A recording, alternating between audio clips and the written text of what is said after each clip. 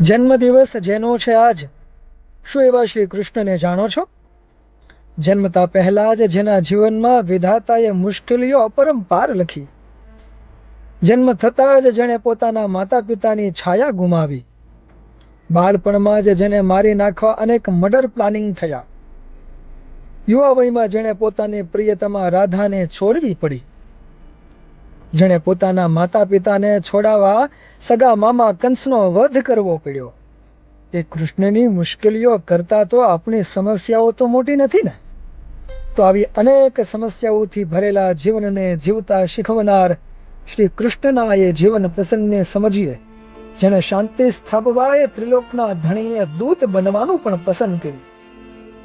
નમસ્કાર દોસ્તો, હું છું જગદીશ અને મારી ઝૂંપડીમાં બેઠા બેઠા તમને સંભળાવી રહ્યો છું શ્રી કૃષ્ણના એક કાર્યને, જેણે મહાભારતના એ મહાન યુદ્ધને રોકવા માટે, શાંતિ સ્થાપવા માટે ધૃતરાષ્ટ્રને દુર્યોધન સામે શાંતિદૂત બનીને આવ્યા.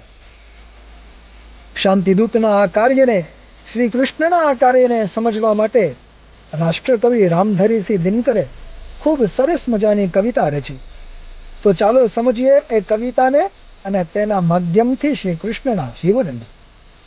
આ કાવ્યની શરૂઆતમાં દિનકર સાહેબે માનવી કેવી કેવી મુશ્કેલીઓ સહીને મજબૂત બનતા હોય છે એની વાત કરી છે. અને પાંડવો 13 વર્ષનો વનવાસ સહીને કેટલા મજબૂત મનોબળવાળા બની ગયા છે એની વાત કરી છે. એ કવિતાના શબ્દો કંઈક આવા છે. એ કોણ વિઘ્ન એસા જગ મેં ટિક શકે આદમી કે મગ મેં. શું દુનિયાનું કોઈ એવું વિઘ્ન છે જે આદમીના રસ્તા ઉપર ખરેખર ટકી શકે? દમ ઠોક ઠેલતા હે જબ નર પર્વત કે જાતે પાવ ઉખડ. માનવ જ્યારે નક્કી કરીને આગળ વધી જાય છે ને, ત્યારે પર્વત પણ નબળો બની જાય છે. માનવ જબ જોર લગાતા હૈ પથ્થર પાनी બને જાતા હૈ. ગુણ બड़े एक से एक प्रखर है छुपे मानवी के भीतर. मेहंदी में जैसे लाली हो વર્તી કા બીજ ઉજિયાલી. માણસની અંદર એક એક ગુણ મજબૂત છે, એની અંદર છુપાઈને પડ્યા છે, અને જ્યારે એ ગુણ બહાર નીકળે છે ત્યારે એ નિખરે છે. મહેંદી એમનામાં જ મહેંદી નથી બની જતી, એને પણ પીસાવવું પડે છે. દીવો એમનામાં જ પ્રકાશ નથી આપતો, એને પણ જળવું પડે છે. બત્તી જો નહીં જલાતા રોશની નહીં બહ પાતા હૈ. જેણે પોતાનું આત્મજ્ઞાન નથી પ્રગટ કર્યું એ ક્યારેય ખરો માર્ગ નથી શોધી શકતો. પીસા જાતા જબ ઇક્ષુદંડ ધરતી રસતી ધારા અખંડ. પીસા જાતા જબ ઇક્ષુદંડ જરતી રસતી ધારા અખંડ. મહેંદી જબ સહતી હૈ પ્રહાર બનતી લલનાઓ કા સંગાર. જ્યારે શેરડીના રસને પીસીએ ને ત્યારે જ એમાંથી રસની ધારા આવે છે. એટલે એના માટે શેરડીને પીસાવવું પડે છે, પછી એના સ્વાદના બધા વખાણ કરે છે. જબ ફૂલ પિરોએ જાતે હૈ હમ ઉनको ગલે લગાતે હૈ. ફૂલને પણ ગળે ચડવા માટે થઈને વીંધાવવું પડે છે, ત્યારે એ ઈશ્વરના ગળે ચડે છે. કંકડિયા જિનકી સેજ સુધર છાયા દેતા કેવલ અંબર. विपदा ये दूध पिलाती है लोरी आंधिया सुनाती है. जो लाक्षा गृह में जलते हैं वही सुरमा निकलते हैं. वर्षों तक वन में घूम घूम बाधा विघ्नों को चूम चूम सा धूप घाम पानी पत्थर पांडव आए कुछ और निखर. આટલા વર્ષો 13 વર્ષો સુધી વનમાં ફરીને પાંડવો હવે મજબૂત બની ગયા છે. હવે એનું ભાગ્ય જાગવાનું છે. सौभाग्य न सब दिन सोता है देखे आगे क्या होता है.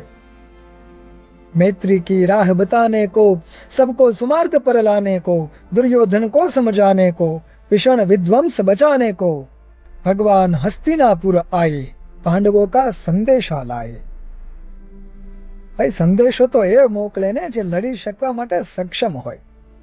પાંડવો લડી શકવા માટે સક્ષમ બની ગયા છે, માનસિક રીતે અને શારીરિક રીતે એટલા મજબૂત બની ગયા છે, અને તેમ છતાં વગર યુદ્ધે ખૂન ખરાબી વિના શાંતિના માર્ગે ચાલીને સમાધાન ઈચ્છતા હોય તેમ ભગવાન શ્રી કૃષ્ણને દૂત બનાવીને હસ્તિનાપુર મોકલ્યા છે. શ્રી કૃષ્ણ હસ્તિનાપુર આવ્યા અને પાંડવોનો સંદેશો જણાવતા કહે છે, दो न्याय अगर तो आधा दो, पर इसमें भी यदि बाधा हो तो दे दो केवल 5 ग्राम, रखो अपनी धरती तमाम. हम वही खुशी से खाएंगे, परिजन पर असी न उठाएंगे. શ્રી કૃષ્ણ દુર્યોધનને સમજાવતા કહે છે કે જો તમારે ખરેખર ન્યાય કરવો હોય તો અડધું રાજ્ય આપી દો. જો એ ન આપી શકો તો માત્ર 5 ગામ આપી દો. એનાથી પણ પોતાનું જીવન ખુશી ખુશી વિતાવી દેશે, પણ પોતાના પરિવારજનો પર તલવાર નહીં ઉઠાવે આ પાંડવો. दुर्योधन वह भी दे न सका, आशीष समाज की ले न सका. उल्टे हरि को बांधने चला, जो था असाध्य साधने चला.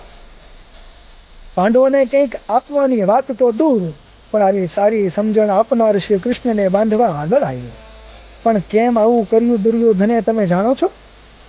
जब नाश मनुज पर छाता है, पहले विवेक मर जाता है.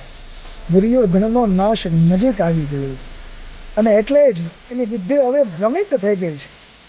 અને હવે શ્રી કૃષ્ણએ પણ નક્કી કરી લીધું કે આને હવે સમજાવવું નકામું છે. એને હવે દેખાડવું પડશે કે તે કોની સામે બાત લીધી છે. હરિને ભીષણ હુંકાર किया, अपना स्वरूप विस्तार किया. डगमग डगमग दिग्गज डोले, भगवान कुपित होकर बोले. जंजीर बढ़ाकर साध मुझे, हा हा दुर्योधन बांध मुझे. यह देख गगन मुझ में लई है, यह देख पवन मुझ में लई है, मुझ में विलीन जंकार सकल, मुझ में लई है संसार सकल. सब जन्म मुझे से पाते हैं, फिर लौट मुझे में आते हैं. हित वचन नहीं तूने माना, मैत्र का मूल्य न पहचाना, तो ले मैं भी अब जाता हूँ, अंतिम संकल्प सुनाता हूँ. याचना नहीं अब रण होगा, जीवन जय क्या कि मरण होगा. टकराएंगे नक्षत्र मितर, बरसेगी भू पर वन ही पत्थर. फल शेष नाग का डोलेगा, विकराल काल मुंह खोलेगा. दुर्योधन रण ऐसा होगा फिर कभी नहीं जैसा होगा. भाई पर भाई टूटेंगे, विषबाण बूंद से छूटेंगे, वाय से श्रृंगाल सुख लूटेंगे, सौभाग्य मनुज के फूटेंगे. आखिर तू भी भूषाई होगा, हिंसा का परताई होगा. दुर्योधन છેલ્લે તું પણ ઢળી પડીશ અને આ સંપૂર્ણ હિંસાનો તું જવાબદાર બનીશ. ભગવાન શ્રી કૃષ્ણનો આ હુંકાર સાંભળનાર સર્વ સભાજનો શૂન્ય પડી ગયા. थी सभासन तब लोग डरे, चुप थे या थे बेहोश पड़े. केवल 2 नर अघाते थे, धृतराष्ट्र विदुर सुख पा. कर जोड़ खड़े थे मुदित निर्भय, दोनों पुकारते थे जय जय जय. મથુરાની જેલમાં જન્મેલા કાનાએ આખી સભા યોજાવી દીધી અને પડકાર ફેંક્યો કે હવે તો રણ મેદાનમાં યુદ્ધ થશે. હવે શાંતિની વાત નહીં થાય, નહીં હું શાંતિની વાત થવા દઉં. આપણે બધા જાણીએ છીએ કે યુદ્ધની શરૂઆતમાં અર્જુને શસ્ત્ર હેઠા મૂકી દીધા હતા, પણ શ્રી કૃષ્ણએ ગીતાના જ્ઞાન વડે તેને સમજાવી ધર્મની રક્ષા માટે પોતે લીધેલો સંકલ્પ પૂરો કર્યો અને ધર્મનો જય જયકાર કર્યો. તો આવા હતા ભગવાન શ્રી કૃષ્ણ. ખેર કાનાની વાતોના વખાણ કરતા કરતા વેદો પણ થાકી ગયા, તો આ ઝૂંપડી વાળો જગદીશ તો વધુ શું કહી શકે. એટલે અહીં મારી વાતો પૂરી કરું છું. જો તમને આ કાળિયા ઠાકરની વાત ગમી હોય ને તો અમારી આ ચેનલને લાઈક, શેર અને સબસ્ક્રાઇબ જરૂર કરજો. તમને બધાને જન્માષ્ટમીની ખૂબ ખૂબ શુભકામનાઓ.